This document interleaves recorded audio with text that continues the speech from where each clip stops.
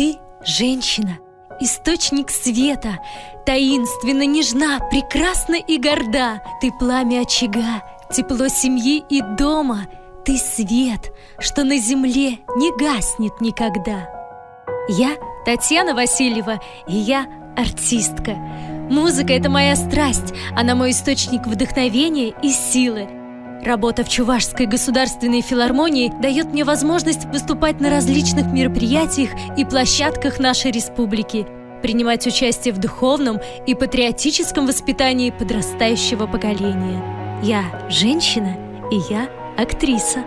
В этом году мне посчастливилось принять участие в постановке мюзикла «12 стульев». Роль мадам Грицацуевой – это диапазон эмоций от любовного восторга до горечи утраты.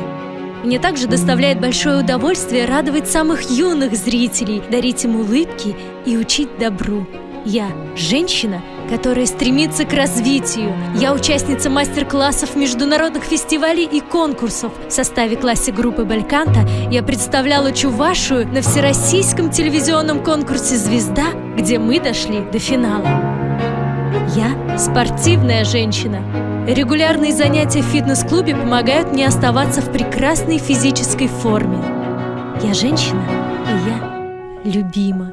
Недавно я примерила на себя еще одну роль – роль жены, хранительницы домашнего очага.